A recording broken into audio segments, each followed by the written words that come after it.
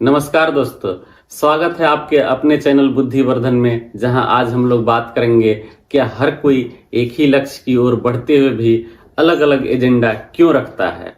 तो आइए इस विषय पर आज हम लोग बात करते हैं।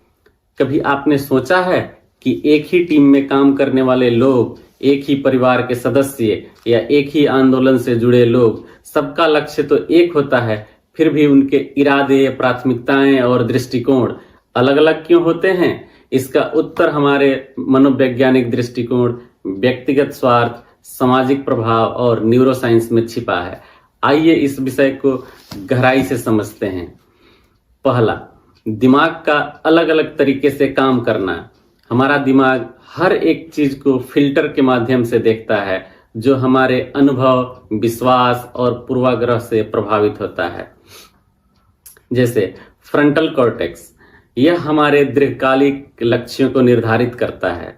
लिम्बिक सिस्टम, यह हमें त्वरित निर्णय लेने और अपने व्यक्तिगत स्वार्थ के अनुसार कार्य करने के लिए प्रेरित करता है। कई बार लोग एक ही लक्ष्य की ओर बढ़ रहे होते हैं, लेकिन उनका मस्तिष्क उस लक्ष्य को अलग अलग नजरिए से देखता है, जिससे उनके एजेंडा अलग अलग हो जाते हैं।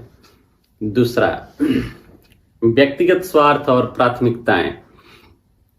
मान लीजिए एक कंपनी में सभी का लक्ष्य बिजनेस को सफल बनाना है। सीईओ का एजेंडा होगा ब्रांड को ग्लोबल लेवल तक ले जाना। मैनेजर का एजेंडा होगा अपनी टीम को सफल बनाना और प्रमोशन पाना। कर्मचारी का एजेंडा होगा सैलरी और नौकरी की सुरक्षा। यही स्थिति राजनीति, खेल और रिश्तों में भी होता है। लोग एक ही दिशा में चलते हैं, लेकिन उनका व्यक्तिगत फायदा उन्हें अलग अलग रास्तों पर ले जाता है। तीसरा, सामाजिक प्रभाव और पहचान। हमारा समाज हमें अलग अलग भूमिकाओं में डालता है। कई समाजसेवी बनकर दुनिया बदलना चाहते हैं, कई राजनीतिज्ञ बनकर सत्ता पाना चाहते हैं, कई व्यापारी बनकर पैसा कमाना चाहते हैं। हालांकि ये सब समाज की बेहतरी के लिए काम कर सकते हैं, लेकिन उनकी व्यक्तिगत पहचान, सामाजिक भूमिका उन्हें अलग अलग एजेंडा अपनाने के लिए प्रेरित करती है। चौथा, मनोवैज्ञानिक पूर्वाग्रह। हमारे दिमाग में कई बायस्ड होते हैं जो हमें अलग अलग निर्णय लेने के लिए प्रेरित करते हैं।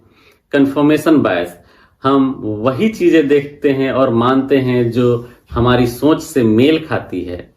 सेल्फ सर्विंग बायस, हम अपने फायदे के अनुसार चीजों की व्याख्या करते हैं। ग्रुप थिंक, हम समूह के अनुसार सोचते हैं, भले ही वह सही न हो। इसलिए जब एक ही लक्ष्य की ओर बढ़ रहे लोग अलग अलग एजेंडा अपनाते हैं, तो उनकी जड़ें, उनके मनोवैज्ञानिक ढांचे और सोचने का तरीके अलग हो जाती है। पांचवा, प्रतिस्पर्धा और सत्ता संघर्ष। जब एक ही लक्ष्य को पाने के लिए लोग काम कर रहे होते हैं, तो उनमें प्रतिस्पर्धा भी होती है।